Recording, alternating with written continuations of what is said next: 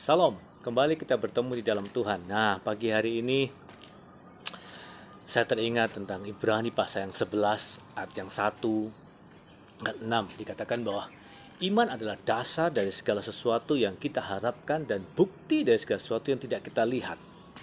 Lalu dalam ayat yang ke-6 dikatakan bahwa tanpa iman kita tidak berkenan kepada Allah. Dan oleh iman itu kita percaya bahwa Allah ada dan Allah memberi upah kepada orang yang sungguh-sungguh mencari Dia.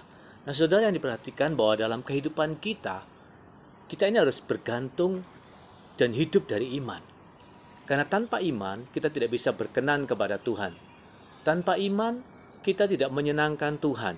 Ketika orang menghampiri Tuhan, dia harus dengan begitu yakinnya bahwa memang Tuhan ada dan Tuhan pasti memberi upah kepada orang yang mencari Dia.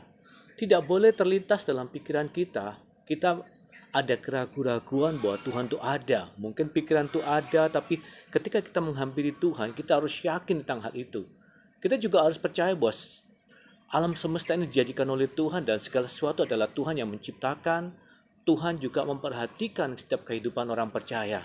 Ada orang mungkin yang berkata, mengapa ya Tuhan ya kehidupan ini kok terjadi sepertinya tidak adil dan sebagainya.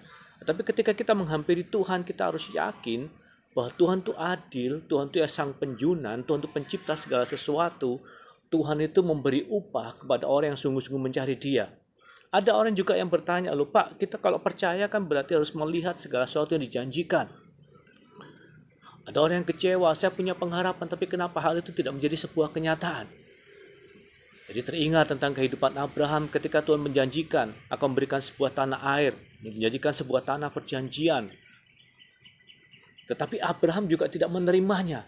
Alkitab mengatakan seperti melambai-lambai, tetapi tidak menerimanya. Karena Tuhan telah menyediakan sebuah tanah air yang lebih bagus. Itu tanah air surgawi. Nah, ketika kita beriman kepada Tuhan, kita harus yakin bahwa Tuhan memberi upah. Entahkah pengharapan kita saat di bumi ini tidak menjadi kenyataan atau belum menjadi kenyataan, tapi kemudian kita sudah dipanggil oleh Tuhan lebih dahulu, kita sudah menghadap Tuhan lebih dahulu. Tetapi karena keseriusan kita, karena iman kita menerima upah di masa yang akan datang. Tapi kalau kita gugur dalam pengharapan, seolah-olah saudara mengharapkan sesuatu lalu tidak terjadi, lalu saudara kecewa kepada Tuhan dan tidak menyembah Dia lagi, saudara kehilangan upah itu lagi. Karena saudara seolah-olah datang kepada Dia hanya mencari sebuah keperluan saja, dan ketika Dia tidak bisa memberikan kepada saudara, saudara kecewa. Banyak orang datang kepada Tuhan mungkin karena berkatnya saja. Yesus mengatakan begini, ketika Dia mau disalibkan, ketika Dia mau diserahkan sebelum itu di malam perjamuan, Yesus bercerita kepada murid-muridnya bahwa aku nanti akan diserahkan, dibunuh, harus mati semuanya. Tapi Petrus mengatakan, janganlah itu terjadi kepadamu. Aku tidak akan membiarkan seolah begitu. Tapi Tuhan Yesus berkata, nyala iblis. Jadi seseorang yang menghalangi rencana Tuhan, padahal sebenarnya ada orang yang mengharapkan ketika dia mengikut Tuhan, dia mendapatkan kedudukan dalam imannya. Dia mendapatkan kedudukan yang bagus, mendapatkan masa depan yang bagus, meminta benda-benda yang semuanya dipenuhi. Tapi Tuhan Yesus mengatakan kemudian di ayat selanjutnya, apa gunanya seseorang memperoleh seluruh isi dunia, tapi kalau jiwanya binasa? Artinya bahwa dalam hal iman, kita harus fokus kepada Tuhan, bukan pada kebendaan atau berdasarkan pada keinginan-keinginan yang kita harapkan. Dan ketika keinginan tidak kita harapkan, lalu kita meninggalkan Tuhan. Yesus sudah memberikan contoh ketika iblis menggoda Dia, aku akan memberikan semuanya ini kepadamu. Tetapi Yesus menolaknya. Karena Yesus tahu, berbicara masalah iman bukan cuma menerima kebendaan, bukan cuma menerima materi, bukan cuma menerima kesuksesan di bumi ini saja.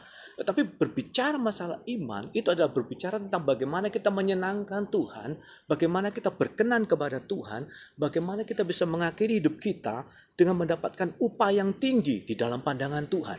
Jadi Yesus memberikan contoh kepada murid-murid, aku terus sudah menolak tawaran iblis. Lah sekarang kamu mencegah aku untuk mati, kamu tahu nggak apa artinya itu? Kalau aku menolak untuk mati, mungkin aku bisa menerima kedudukan. Banyak orang mau menjadikan aku raja. Banyak orang mungkin menghargai aku dengan mujizatku dan otoritasku. Aku bisa menunjukkan bahwa aku adalah Mesias, aku adalah orang yang luar biasa. Tapi apa artinya kalau aku memperoleh semuanya itu, tapi aku tidak bisa menyelesaikan misi yang Tuhan berikan kepada aku dan tugas yang seharusnya aku selesaikan? Aku kehilangan kehormatanku. Tapi kalau aku menyelesaikannya dengan baik, aku menerima upah daripada Tuhan. Dalam posisi Yesus waktu itu dalam kemanusiaannya harus menyelesaikan tugasnya. Dan akhirnya betul ketika Yesus menyelesaikan tugasnya, dia mati di kayu salib. Semuanya di antara pemberontak, dihina dan sebagainya. Dikatakan Alkitab dalam kitab Yesaya dikatakan, dia berhak atas orang-orang kuat, dia berhak atas orang-orang besar, dia berhak atas segala sesuatu. Lalu dikatakan Tuhan meninggikan dia dan mengaruniakan kepadanya nama di atas segala nama. Itu semuanya diperoleh dari sebuah pengorbanan dan sebuah iman yang sangat luar biasa kepada Tuhan, yang tidak menghiraukan bahwa tolok ukur keberhasilan seseorang adalah ketika dia doanya dalam sisi materi, dalam kesuksesan, dalam segala sesuatu yang mereka harap di dunia ini menjadi sebuah kenyataan. Tetapi Tuhan berkata bahwa aku tidak ada artinya kalau memperoleh semuanya itu, tapi nyawaku atau jiwaku binasa. Tuhan memberikan contoh kepada mereka, yang terutama dari menyelesaikan tugas yang dipercayakan Tuhan kepadaku, dipercayakan Bapa kepadaku, dan aku harus menyelesaikannya dengan baik. Dan aku menunjukkan kepada kamu, aku itu taat secara sempurna, dan aku bisa menjadi korban yang terbaik. Nah saudara, iman itu dikatakan juga di dalam dasar dari segala sesuatu yang kita harapkan. Apa yang menjadi pengharapan saudara? Pengharapan kita di dalam kitab Ibrani pasal 6 ayat 13 sampai 19 dikatakan bahwa pengharapan kita itu seperti sau yang kuat yang dilabuhkan di belakang tabir. Jadi pengharapan kita bukan cuma pengharapan yang didasarkan pada kebendaan atau sifat apa, tapi kita dilabuhkan di belakang tabir. Jadi pengharapan kita yang terutama adalah pengharapan yang saudara letakkan pada apa yang dikerjakan Yesus buat saudara, apa yang dilakukan Yesus pada saudara, sehingga dia membuka tabir itu. Kita bisa masuk menghadap hadirat Tuhan dengan baik. Kita bisa berkomunikasi dengan Bapa secara langsung. Kita tidak perlu mediator lagi, tapi kita dilayakkan untuk menghampiri Dia. Itu pengharapan kita yang terutama. Jadi ketika kita memiliki kelayaan untuk menghadap hadirat Tuhan dengan bebas tanpa mediator, karena Yesus telah melakukan dan membuka syarat-syarat semua itu, membuka tabir sebuah kelayaan kita masuk ke dalam hadirat Tuhan, kita bisa memiliki sebuah pengharapan kepada Tuhan. Loh Pak, apa pengharapan itu kok bisa kita letakkan di belakang tabir, yaitu kepada Yesus? Apa yang bisa kita dapatkan dari pengharapan itu? Saudara melihat kembali dalam ayat-ayat Alkitab semuanya. Saudara melihat kembali dalam sejarah kenapa Yesus mau melakukannya. Dikatakan aku mau dihina, aku mau disalibkan, aku mau mati buat kamu. Itu kenapa? Karena aku tuh gak mau kamu berdosa. Aku gak mau kamu mati binasa karena dosa-dosamu. Aku menanggung semua pemberontakanmu.